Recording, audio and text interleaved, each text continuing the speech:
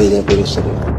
बाबाओं के चक्कर में क्यों पड़ती हो? पैसा तो लूट लिए, 3-4 लाख रुपया लूट लिए, बोले कि दे देंगे ना तो सही हो जाए। कान के बाली भी हमारा ले लिए। माताओं को ठगना बंद कर दे, नहीं तो मेरी माला और भाला और मेरा जूता बिल्कुल तैयार है। ऐसे दुष्ट दानव दुराचारी धुंधकारी जैसे लोगों से महिलाएं दूर रहें। कि करौली सरकार हो या कोई और सरकार हो, कोई और सरकार हो, जब तक हम इन चमत्कारों के पीछे भागते रहेंगे तब तक हम ठगे जाते रहेंगे। विवादास्पद बात होती है तो संवाद करना पड़ता है, और इसलिए हम कहना चाहते हैं कि हनुमान जी महाराज जी ने लीला की। भगवान ही धोखा देगा तो कैसे चलेगा। तो ऐसे लोगों से सावधान होने की जरूरत है। जो भी व्यक्ति, जो भी संत हो, बाबा हो, जो लोगों को ठगने का काम करते हैं, उनके खिलाफ कड़ी से कड़ी कार्रवाई होनी चाहिए। कानपुर के करौली सरकार पर अगर आपकी आस्था है तो हम आपकी आस्था को ठेस तो बिल्कुल भी नहीं पहुंचाना चाहते, लेकिन उनके ऊपर लगते इस तरह के आरोप आपको आगाह कर रहे हैं कि किस तरह कई कथित स्वयंभू संत खुद आस्था के नाम पर पाखंड और अंधविश्वास का काला कारोबार कर रहे हैं। आरोप है कि करौली सरकार उर्फ संतोष सिंह भदौरिया आस्था के नाम पर पाखंड करते हैं, चमत्कार के नाम पर भोले भाले गरीब लोगों से लाखों रुपए वसूलते हैं, खुलेआम आलीशान दरबार लगाकर पाखंड का कारोबार चलता है। ये दावा एफएम न्यूज का बिल्कुल भी नहीं, बल्कि देश भर के अलग अलग संतों का है। और तो और जिन महिलाओं के साथ करौली सरकार के धाम में ये फ्रॉड हुआ, उनमें से एक महिला ने बीते रोज कथावाचक अनिरुद्धाचार्य के दरबार में आकर अपनी पूरी आप बीती खुद बयां की है। क्या कुछ कहना है पीड़ित महिला का, पहले आप वो सुनिए। यहाँ करौली सरकार में वहाँ 2-2.5 लाख रुपया मेरे चक्कर में दे दिए हैं। तो मैया आप लोग वहाँ पर 4 शब्द है, उठो तो पैसा, बैठो तो पैसा, बोलो तो पैसा, सुनो तो पैसा। तो आप गलती आपकी, आप क्यों गए डॉक्टर के पास जाते? पैसा तो लूट लिए, 3-4 लाख रुपया लूट लिए, बोले कि दे देंगे ना तो सही हो जाए। कान के बाली भी हमारा ले लिए। हमारे बच्चे 2 दिन कोई से आराम नहीं तबीयत लगा? खराब है। कोई आराम नहीं लगा? जी नहीं। तो आप आराम कैसे लगेगा मैया? बीमारी है तो डॉक्टर के पास जाओ। आप गलत जगह चली गई, ऐसे में तो आप लुट जाएंगी। लुट ही गई, 3-4 लाख चले गए। सुना आपने। वैसे तो इस महिला के दावों की पुष्टि एफएम न्यूज बिल्कुल भी नहीं करता, लेकिन अगर इस तरह के भोले भाले और गरीब लोगों के इतने संगीन आरोपों में तनिक भी सच्चाई है, तो ऐसे कथित संत जो आस्था के नाम पर पाखंड का काला कारोबार कर रहे हैं, सख्त से सख्त कार्रवाई के हकदार हैं। उधर करौली सरकार के खिलाफ अलग अलग संतों का भी खूब आक्रोश देखने को मिल रहा है। देश भर के तमाम संतों का एक सुर में यह कहना है कि करौली सरकार सनातन धर्म को बदनाम कर रहे हैं। भोले भाले आस्थावादी लोगों से लाखों रुपए ऐंठकर पाखंड का झूठा दरबार सजाते हैं। ये करौली सरकार से हम ये कह रहे हैं कि ये जो पाखंड है, ये महिलाओं को ठगना, ये बंद कर दें, क्योंकि महिलाओं को ठगना बहुत बड़ा अपराध है। सीधी सादी भोली वाली माताओं को ठगना बंद करें और ये छोड़ दें, और माला ही काम आएगी। इनके भजन करें, और इनको बिल्कुल भी ये नहीं है कि हम माताओं को किस तरीके से ठग रहे हैं, और ये माया से जोड़ जोड़ के इतने बड़े बड़े महल बना रहे हैं। उन महलों को बंद करें, सिर्फ माला ले लें, माला कर लें और भजन करें। भजन ही इनके काम आएगा। इन सभी ठगों से बोल रही हूं कि माताओं को ठगना बंद कर दे, नहीं तो मेरी माला और भाला और मेरा जूता बिल्कुल तैयार है, क्योंकि माताओं को ठगना। करौली सरकार पर जो अभी लाखों की ठगी का आरोप लगा है, तो इसमें हमारे दिनेश फलारी जी, अनिरुद्धाचार्य और सभी साधु संतों ने जो विरोध किया है वो बिल्कुल सही है, और ये आपत्तिजनक स्थिति है। होता क्या है कि बोलते हैं एक मछली सारे तालाब को गंदा करती है। तो पहले भी ऐसा हो चुका है कि कई साधु जो जेल में पहुंच गए और उनसे अच्छे साधुओं का अपमान हुआ, और ऐसे कालनेमी, ऐसे दुष्ट, दानव, दुराचारी, धुंधकारी जैसे लोगों से महिलाएं दूर रहें। और सबसे बड़ी बात है कि संत हो या कोई साधु हो या कोई संस्था हो, सबसे पहले यही है कि स्थिति परिस्थिति देख के और जागरूक रहें। करौली सरकार के द्वारा एक महिला के साथ ठगी का मामला सामने आया है। हम तो इनसे यही कहना चाहते हैं कि ये श्रद्धालु आपको भगवान मानते हैं और भगवान ही ठगेगा तो कैसे काम चलेगा। एक कोई करौली सरकार है, उन्होंने एक महिला से कई लाख रुपया ठगे हुए। मैं आपको बताना चाहता हूं, ऐसे पाखंडियों के चक्कर में आप पड़ते ही गलत हैं। ये सब पाखंडी लोग हैं।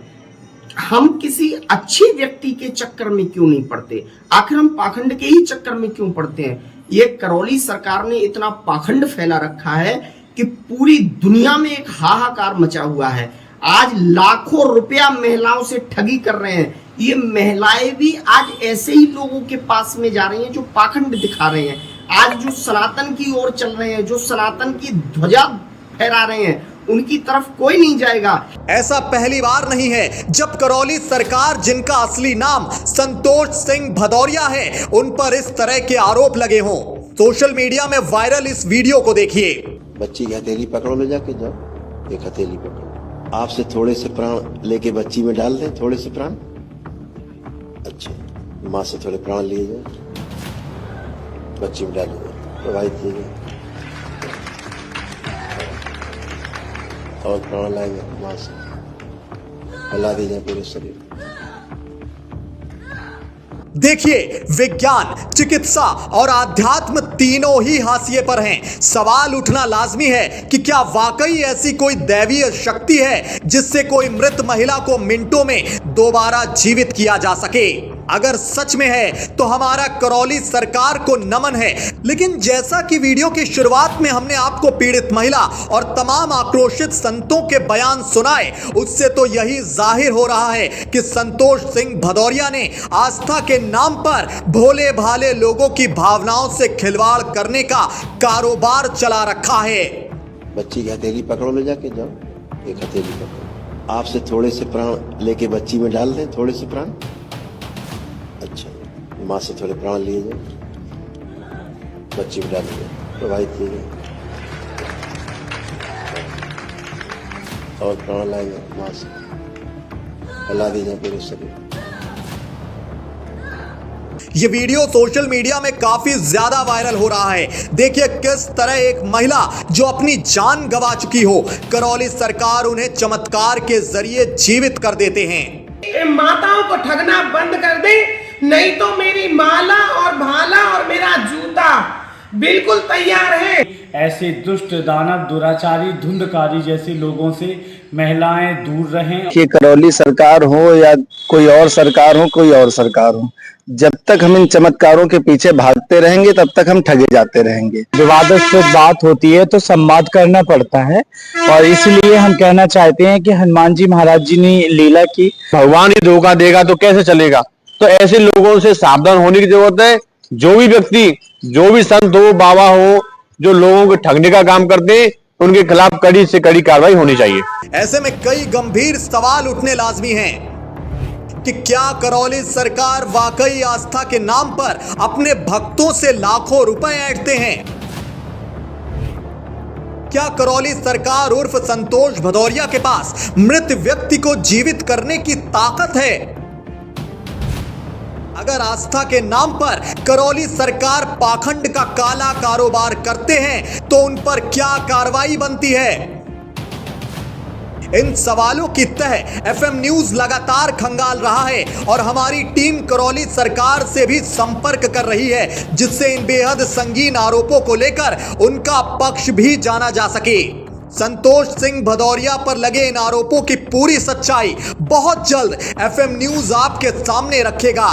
पर हमारी आप दर्शकों से दोबारा गुजारिश यही है कि हमारा मकसद आपकी आस्था को ठेस पहुंचाना बिल्कुल भी नहीं है, बल्कि आपको आगाह करना है। लिहाजा आप विवेक से काम लें और सनातन धर्म को बदनाम करने वाले पाखंडियों के पर्दाफाश की हमारी इस मुहिम में हमारा साथ दें।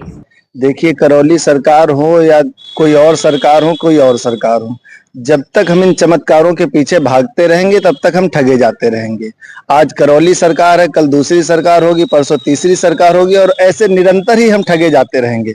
इसमें किसी प्रकार का, यदि बीमारी है तो डॉक्टर है, और यदि हम चमत्कारों से, चमत्कार किसको कहते हैं? चमत्कार का अर्थ होता है कोई वस्तु प्रकट हो जाए, और भगवान, संत और गुरु चमत्कार नहीं करते, कृपा करते हैं। आज क्या हो रहा है, क्योंकि कृपा तो हम लोग कर नहीं पा रहे हैं, तो हम लोग चमत्कार का एक नया ढोंग रच लिया है कि आप हमारे पास आओ। वो कहते हैं लंबाई नहीं बढ़ रही है तो हम छू करके 4 अंगुल लंबाई बढ़ा देंगे। कोई भी, हम बार बार सबसे निवेदन है और ऐसे लोगों से सावधान रहने की आवश्यकता है जो चमत्कार के नाम पे ठग रहे हैं। हम निरंतर बार बार प्रार्थना करते हैं सभी भक्तों से कि आज भी ठगे जाएंगे और कल भी अगर चमत्कार के पीछे भागेंगे तो निश्चित रूप से आप ठगे जाएंगे। तो ऐसा न करें और चमत्कारों के पीछे न भागें, विवेक से, ज्ञान से, बुद्धि से कार्य करें। क्या करौली वाले महाराज जो अंधविश्वास फैला रहे हैं वो कितना सही है, कहाँ तक? देखिए, इस पे सरकारों को सख्ती से लगाम लगानी चाहिए। सरकारों को देखना चाहिए, इतनी बड़ी बड़ी संपत्तियां बनाकर बैठे हैं, चमत्कार उनके, हमारे साथ नहीं हो रहा, चमत्कार उनके साथ हो रहा है। हमारा जो धन संपत्ति वैभव है सब जा रहा है और हम भिखारी हो रहे हैं, उनके साथ चमत्कार हो रहा है और कुछ भी नहीं हो रहा है। तो पहले तो ऐसे लोगों की संपत्तियों पे सरकार को जांच करनी चाहिए, और जांच करने के बाद यदि वो दोषी पाए जाते हैं तो ऐसी कार्रवाई की जाए ताकि नासिर बने, भविष्य के लिए कोई ऐसा करने की हिम्मत न जुटा सके, ताकि हम सब सुरक्षित रहें। महाराज जी, नव दंपति ने कहा है कि मुझसे पे लाखों रुपए हड़पे हैं, किस तरह देखते हैं, क्या कहेंगे, क्या कार्रवाई की मांग करते हैं? देखिए, बहुत अच्छी बात है। मैं मानस के ही द्वारा कहता हूँ क्योंकि मैं महात्मा हूँ और मेरा काम, देखो, कोई नेतागिरी नहीं है, लेकिन जब कोई विवादास्पद बात होती है तो संवाद करना पड़ता है। और इसलिए हम कहना चाहते हैं कि हनुमान जी महाराज जी ने लीला की, और जब राम काज के लिए वो गए तो काल नेमि कली कपट निधानु, काल नेमि कली कपट निधानु, नाम सुमति समरथ हनुमानु। तो ये काल नेमि कपट रूप से जब हनुमान जी भी एक आश्रम में पड़ गए और फिर उन्होंने अच्छा गदा बजाया और उसकी अक्ल ठिकाने लगाई, तो उससे लोगों को एक शिक्षा दी कि या तो नाम का आश्रय लें, राम का, कृष्ण का, राधा का, शिव का या माँ दुर्गा का। कहीं ना कहीं कहा जाए कि तो अंधभक्ति से आदमी को दूर रहना चाहिए। बिल्कुल अंधभक्ति है। और मैं एक बात कहूं कि हनुमान जी और दुर्गा जी को मानिए, और जो हनुमान जी दुर्गा जी को मानता है उसी से कलयुग में काम होते हैं। जैसे मेहंदीपुर बालाजी, आप दर्शन करें, संकट कटेंगे। वहां पे भी किसी की ढोंग ढमपाल में ना पड़े, वहां लिखा रहता है। सालासर हनुमान जी, यहाँ तक प्रयागराज में लेटे हनुमान जी, हनुमानगढ़ी पे बैठे हनुमान जी, और ऋषिकेश में लेटे खड़े हनुमान जी। तो कहने का मतलब यही है, हनुमान जी की महिमा बड़ी सहज है, सरल है, और जो भी संकट है, परेशानी है, सुंदरकांड कीजिए। और किसी भी व्यक्ति को देख के लोग सुंदरता में खो रहे हैं, उसे लाखों रुपए दे रहे, तो ये भी गलत है। रही बात साधु की, संत की या संस्था की, तो ये भी दिखावा करती हैं बड़े बड़े लोगों से पैसे लेने का। हमारा प्रयास, हमारा ये, मैं खून डोनेट करता, ये भोजन बांटना, ये सब दिखावा है। देखो, बेटी और रोटी ये पर्दा के अंदर रहती है, इसे दिखाया नहीं जाता। आप अपने बच्चों को रोटी खिला के दिखाते हैं वीडियो बना के कि मैं अब बच्चों को रोटी खिला रहा हूं, मैं पिता हूं। वो परमात्मा देने वाला है। किसान कितनी मेहनत से अन्न पैदा करता है, और सेना का जवान अपने कितना महत्व देश के लिए अपने समर्पित रहता है। रही बात रोटी बेटी, ये दिखाने का विषय नहीं है। आप किसी को भोजन कराओ तो इसका प्रचार नहीं करना चाहिए। अब होता क्या है, आजकल के दंपति लेट विवाह करते तो संतान में थोड़ा समय लगता है, या सही उम्र पे विवाह हो तो बच्चों की दिक्कत ना हो। इस चक्कर में लोग अंधविश्वास में आते हैं। तो मैं कहता हूं कि साधु भी कपट रूप में क्या करौली वाले बाबा पर जो दंपति ने आरोप लगाया है वो सही है, क्या मांग करते हैं? देखिए, ये तो उनकी पर्सनल बात है, लेकिन मैं कहता हूं कि रूप भी दिखता है शैतान का, स्वरूप भी दिखता है संत का। अंगुलीमाल अलग दिखता है, रावण अलग दिखता है, और विभीषण जी अलग दिखते हैं। लेकिन एक लोग संत का सम्मान क्यों करते हैं? क्योंकि ना जाने किस वेश में नारायण मिल जाएं। लेकिन सतर्क रहिए, नकली असली फूल दिखाई देते हैं। मेरे साथ दिनेश जी भी हैं। दिनेश जी, जिस तरह नवदंपति ने आरोप लगाया है और कहा है कि उन्होंने मेरे साथ लाखों रुपए की ठगी की है, ऐसे ही बहुत से लोग आते हैं। कितना अंधविश्वास सही है और इन करौली वाले बाबा पे क्या कार्रवाई की मांग करते हैं आप? देखिए, इस संसार में ऐसे कालनेमी बहुत हैं जो लोगों को ठगते हैं। भक्त तो संत भगवान को भगवान समझते हैं, लेकिन भगवान के रूप में, बाबा के रूप में कुछ कालनेमी घुस गए। इसका नाम संतोष भदौरिया है और ये ऐसे ही ठगी करता रहता है। इसके चक्कर में न जाने कितने लोग इसके जंजाल में फंस चुके हैं। तंत्र विद्या के नाम पर न जाने कितने टोटके कराता है और ये लोगों को ठगता है। तो हम तो यही कहना चाहते हैं, जिसके साथ भी ठगी हुई है वो कानून का सहारा ले। ऐसे लोगों के बारे में कानून को बताएं, पुलिस को बताएं, कार्रवाई होगी। और इस संसार में कंक्रीट का महल बनाने के लिए न जाने कितने लोगों को धोखा दे रहे हैं। अरे, आपको हम लोग भगवान समझते हैं, यदि भगवान ही धोखा देगा तो कैसे चलेगा? तो ऐसे लोगों से सावधान होने की जरूरत है। जो भी व्यक्ति, जो भी संत हो, बाबा हो, जो लोगों को ठगने का काम करते हैं, उनके खिलाफ कड़ी से कड़ी कार्रवाई होनी चाहिए। क्या मानते हैं आज के दौर में भी जो है अंधविश्वास पनप रहा है? कहीं ना कहीं जागरूकता की जरूरत है। कहीं ना कहीं कहा जाए तो ऐसे मामलों में कार्रवाई की भी जरूरत है। देखिए, पहले लोग, कुछ ऐसे संत थे जो बलि चढ़ाते थे, उन लोगों पर कार्रवाई हुई तो बलि प्रथा रुकी। अंधविश्वास में जो लोगों को फंसाते हैं उन पर कार्रवाई होनी चाहिए। तो जब तक लोग जागरूक नहीं होंगे तब तक ऐसे ढोंगी बाबाओं का प्रचार प्रसार होता रहेगा। वो लोग हम जैसे भक्तों से, हम जैसे छोटे मोटे श्रद्धालुओं से करोड़ों रुपए की संपत्ति इकट्ठा करते हैं और अपने बड़े बड़े महल बना रहे हैं। उनके बच्चे विदेशों में पढ़ रहे हैं। ये इस तरह की जब तक कार्रवाई नहीं होगी, कठोर कार्रवाई नहीं होगी, तब तक ये लोग मानेंगे नहीं। क्या कार्रवाई चाहते हैं हम तो यही चाहते हैं, उस महिला के साथ न्याय हो, उसके पैसे वापस दिलाए जाएं। और सबसे बड़ी कार्रवाई तो तब होगी जब इन लोगों के खातों की जांच होगी, क्योंकि अरबों खरबों रुपए कहां से आया, इतने बड़े बड़े महल कहां से बने, इस बात पर कार्रवाई बहुत जरूरी है। तभी लोगों के जो दुबे छुपे लोग बैठे हैं, जो शिकायत नहीं करते, बेचारे गरीब हैं, असहाय हैं, उनके पैसे वापस होंगे जब तक इन पर पुलिस कार्रवाई होगी। मथुरा से दीपक चौधरी और कानपुर से ज्ञानेंद्र शुक्ला के साथ ब्यूरो रिपोर्ट, FM न्यूज। और फिलहाल हमारे इस खास कार्यक्रम में इतना ही। बाकी खबरों के लिए आप बने रहिए FM न्यूज के साथ। नमस्कार।